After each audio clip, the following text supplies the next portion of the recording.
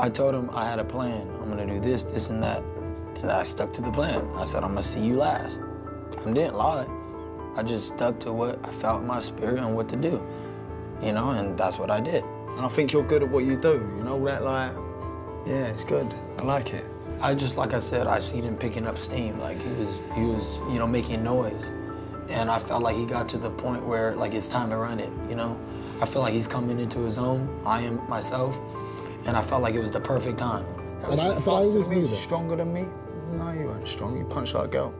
The boxing world is buzzing as Ryan Garcia and Conor Benn come face to face in a fiery interview ahead of their showdown. I can't really say it's gonna be hard or easy. Sometimes I think fights are gonna be hard and then it's over in like a second.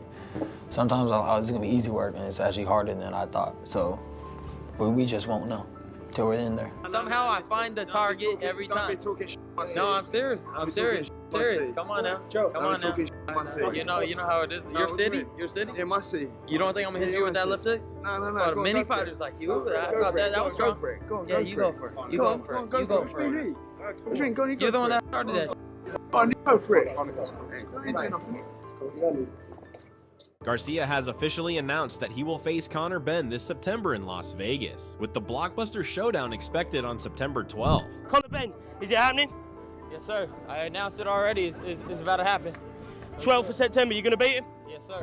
The fight is set to be Garcia's first WBC welterweight title defense, adding even more intensity to their growing rivalry. We are being told that September, the Mexican holiday in September, around about the 12th of September, Las Vegas the destination, as Ryan Garcia of Mexican heritage will be defending his WBC welterweight championship. And he was on the Jimmy Fallon show this week, which is massive over in the States. He made a big announcement because he says that he's going to be fighting a certain fella from the United Kingdom in the shape of Conor Benn. Promoter of Zuffa Boxing, Dana White, had already made it clear he is open to making a blockbuster clash between Conor Benn and Ryan Garcia next, as Conor signed a 5-fight deal with Zuffa. We signed a 1-fight deal with him, and now we just signed a 2.5-year 5-fight deal with him to stay with Zuffa Boxing. Ryan Garcia. And the potential for a fight against him is what everybody's been making noise about. What fight do you want? What have you told Dana White? Whoever wants it can get it. That's who you are. I have no doubt about it. But I asked a very direct question. This is first thing. He don't know me that well yet. Who do you want? Who's the guy? Garcia, that's all I want to hear. That's all I want to hear, Dana. That's what I was asking about. What about you, Dana? I agree with everything he said. That's why I'm in the business right now, is to make the fights that people want to see. This sport is way more broken than I even thought it was. I've already done more fights this year, my first year, than all the promoters combined. Yeah. My job is to figure out how to pay him and pay me. You know, I got to make sure that we make enough money for everybody. His job is to be a badass. I just want to give people value for money. I want people to want to tune into a Conor Benn fight. I pour my soul into my fights and I give them every shot I have. During an appearance on Stephen A. Smith's show, Conor Benn also admitted that the clash with Ryan Garcia would be the biggest fight of his career so far. Benn emphasized the magnitude of the occasion, saying it represents a defining moment in his journey to world-level boxing. Ryan Garcia. And the potential for a fight against him is what everybody's been making noise about as well. Where is your head in regards to that? What fight do you want? What have you told Dana White? Listen, What's the fight that you want? We're going to try and make the WBC World title. You know, I'm mandatory for that shot. I've worked hard to get to that shot. But ultimately, I'm not sure of options. You know, there's plenty of fighters calling me out. So we'll see what's there. Whatever fight the public want, they can get. I'm here because I want to make the biggest fights possible. I want to make the most memorable nights in boxing. You know, the ones where people go, God, what a fight, what a night. Something to remember, history made, legacy made. That's why I'm here. So whoever wants it can get it. That's who you are. I have no doubt about it. But I asked a very direct question. This is first thing. He don't know me that well yet. Who do you want? Who's the guy? Garcia. That's all I want to hear. That's all I want to hear, Dana. That's what I was asking about. Eddie Hearn has also suggested that a high-profile bout like this could be the biggest fight in boxing, mainly because of the global attention, social media hype, and crossover fan bases it would attract. Ryan Garcia against Conor Benn, arguably the biggest fight in boxing. I mean, we would take 15,000 to Las Vegas for that fight. Conor would sell out a stadium with Ryan. Ryan's a huge name. He's got to beat Barrios first. I believe he will. So that's a monster fight. But we got to worry about Conor Benn and Conor Benn only. And I'm not having him sitting around waiting. You know what he's like, he's back in the gym already. He's looking phenomenal. He's not going to want to wait till July, August to fight. We need to fight May, June at the absolute latest, if we're guaranteed that fight. If not, we'll go earlier. Nigel Benn has expressed full confidence in his son Conor Benn, insisting he believes Conor can defeat any opponent put in front of him, including big names like Ryan Garcia and Devin Haney, showing complete faith in his ability and future in world boxing. Nigel, when this interview goes out, Conor will have already fought, so assuming he does beat Regis Prograis tonight, do you want to see him in there with Ryan Garcia, Devin Haney? Who do you want to see him in there? Whoever they got lined up, I don't mind. I'm very confident my boys fighting all of them against Rowley, Garcia. So I'm just happy for him to fight any of them. I really do. And now that he's at his proper weight, you'll really see the best of Conor tonight. However, many fans and boxing experts believe Conor Benn is not yet at Ryan Garcia's level. The general view is that Garcia has more natural talent, higher level experience, and a proven ability to compete at a world championship level after winning the WBC welterweight title. I think Ryan Garcia is the favourite. And again, people say, you said blah, blah, blah. Yes, I did. I did, because I wasn't going to go, this geezer we promote's got absolutely zero chance, was I? Conor Benn is a brilliant athlete, right? He's a brilliant trainer. I'll never take away his strengths. But from a boxing perspective, he's not, from a boxing perspective, at the levels of Ryan Garcia. But he can still go in there and cause trouble against those fighters. And if he turns up on 100% on that day, can he beat him? Yeah, sure. But Ryan Garcia is a great fighter. It will be a massive occasion. I'm not taking anything away from it. What I stand by is the fact that it's one of the biggest fights in the sport. Conor Benn against Ryan Garcia. Some critics are concerned because Conor Benn has not consistently competed at the 147-pound welterweight limit for around 4 years, raising questions about how effectively he can return to the division against elite-level opponents like Ryan Garcia. Conor Benn hasn't fought at 147 pounds flat for the last 4 years. His last fight was 150-pound catchweight against Regis Prograis. He hasn't hit 147 for 4 years. Still highly ranked with the WBC at 147, and now gets an opportunity, it seems, in September to be fighting for a world championship. Yeah, and we have to comment on that performance as the chief support for Tyson Fury and Arslanbek Makhmudov at Tottenham, whatever it was, 6-7 weeks ago, because he looked very weight trained all week as well. And like I say, he made 150, and it was really hard work. I think came in just under 150 anyway, didn't he, on the day? Yeah. And Regis Prograis is a slippery, slick southpaw at the tail end of his career, on the way down at the moment. And even though Conor Benn won handily, it was over 10 rounds, I think, wasn't it, on the night? He didn't struggle, but he didn't look full of vim and vigour. The tensile strength is there, but he didn't look like the wrecking ball that fought at middleweight against Chris Eubank Jr. in the second fight. Listen to Paulie Malignaggi had some things to say about the fight and Conor Benn. Listen to him. Paulie, did you catch the Conor Benn fight? Did you catch the co-main event? I did. You know what, guys? I'm done. I'm done with it. This guy's horrible. This guy's terrible. I don't mind watching Conor Benn. Like I don't mind him getting the fanfare. He's an okay fighter. Just don't start mentioning him at world-class levels. Then you start crossing the line. Because he's not your Jake Paul either. So it's not like I'm throwing him all the way on the other side. I'm not doing that. I'm being a very honest person here. He's an okay fighter, okay? But just don't start mentioning him with these world-class situations and world-class fighters. He talks about Shakur Stevenson and all this other stuff. His name belongs nowhere near those guys, okay? For the fanfare, okay, I get it. People start talking about him. He's got a lot of popularity, and I understand that's going to happen. But don't start mentioning him boxing-wise with these guys. All of a sudden, right away, we start seeing tweets and Instagrams about this Shakur Stevenson fight and everybody. Shakur Stevenson would beat him with one hand. I would beat him right now. Okay. British sports analyst Gareth A. Davies has delivered a bold prediction ahead of the anticipated world title showdown, insisting Conor will be knocked out by Garcia. Davies believes Garcia's speed, timing, and explosive left hook could prove too much for Benn, especially over the later rounds. You know, he's got star character and star qualities.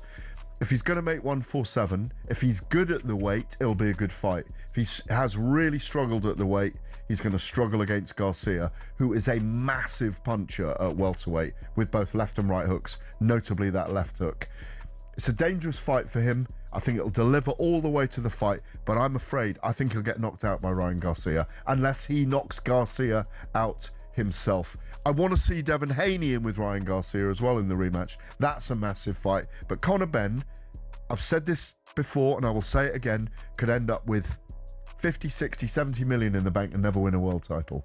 And that's an extraordinary thing to say, but it will make him a very successful boxer in this period. If you're Conor now, is that the fight that you go after and you take next? Yeah, because it's so big. It's a really big... At 147? Yes. Go and take it. Go and have a go at it. Timothy Bradley believes Conor Benn is still far from elite level after his recent performances, criticizing his lack of experience, ring IQ, and overall sharpness inside the ring. Bradley pointed to Benn showing against Regis Prograis, claiming he failed to dominate an opponent many viewed as past his best. While Benn's aggressive style and punching power remain dangerous, Bradley argued that his technical flaws and limited amateur background become more obvious whenever he steps up in competition. He also suggested Benn sometimes looks hesitant under pressure against experienced fighters, raising concerns about how he would cope against world-class names like Ryan Garcia. Despite acknowledging Benn's toughness and willingness to engage, Bradley insists the British star has not yet done enough to prove he belongs among boxing's true elite fighters at welterweight. You know, you can look him up on BoxRec. He got 5 stars next to his damn name, like he's done something. You know, and he ain't done shit. You know, it's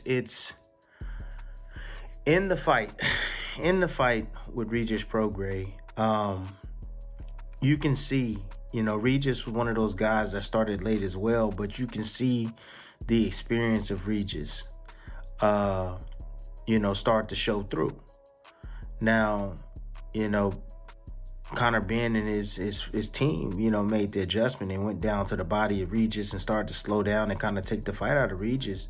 However, Regis was in the fight. You know, he was catching Conor Benn with some shit, you know, and it's just the inexperience and, you know, the low IQ of Conor Benn and not having enough experience to be at that elite level. Bradley assessed Conor Benn's performance against Regis Prograis as a clear example of his limitations at the elite level. He said Benn's experience and ring IQ were exposed as the fight progressed, with Prograis timing, composure, and veteran instincts becoming more noticeable in later rounds. While Benn and his corner made smart tactical changes, especially targeting the body to slow Prograis down, Bradley argued that these adjustments were not enough to completely take control of the fight. He noted that Prograis still managed to land meaningful punches, highlighting defensive flaws in Benn's game. Bradley criticized Benn's low ring IQ and suggested he is not yet proven against top-tier opposition. Although he acknowledged Benn's physical strength and occasional power shots, he insisted that those attributes cannot make up for his technical weaknesses. It's because he has some pop, or yeah,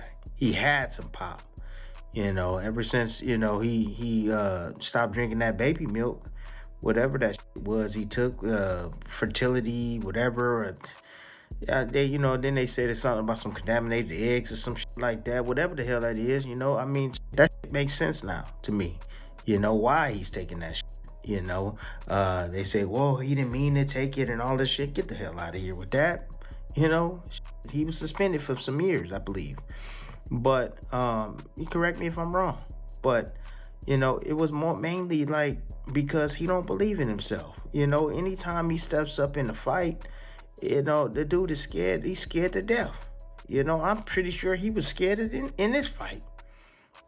You know, because not only did he have to come down in weight, you know, and cut muscle. Yeah, he had to cut through muscle. Greg Hackett has strongly backed Ryan Garcia in a clash with Conor Benn, insisting Garcia's speed, timing, and sharp counterpunching ability would be too much for Benn to handle. He believes Garcia's ring IQ and explosive power make him a serious threat at welterweight, especially against aggressive fighters who leave openings. Hackett added that Benn's style, while exciting and relentless, could play directly into Garcia's strengths, particularly if the fight becomes a high-paced exchange. He also suggested Garcia has the experience of competing at a higher technical level, which would allow him to control distance and punish mistakes. According to Hackett, if Garcia finds his rhythm early, he has the tools to stop Benn and make a clear statement on the world stage. They had the back and forth, like, I'm gonna knock you out, and Conor responds that Tank made you quit,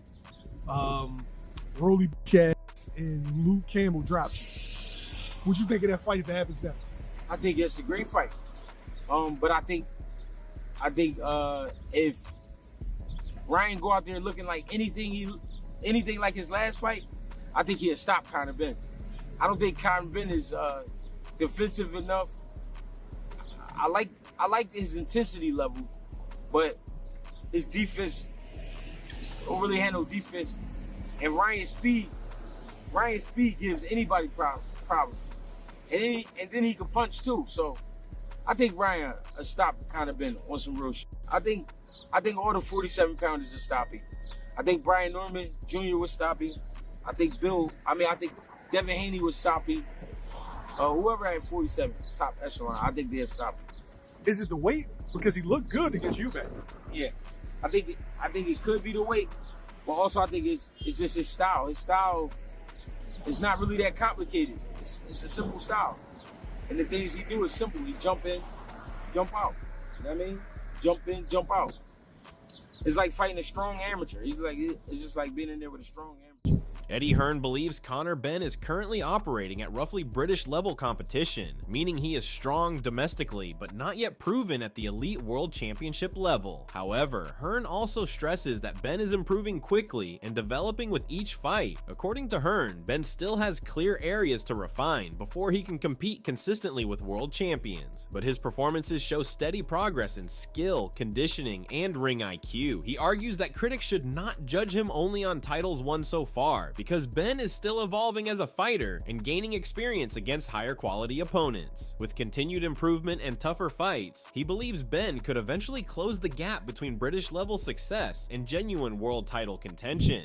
How did it feel with Conor being in there? People have asked me that. I didn't really feel any emotion, if I'm honest.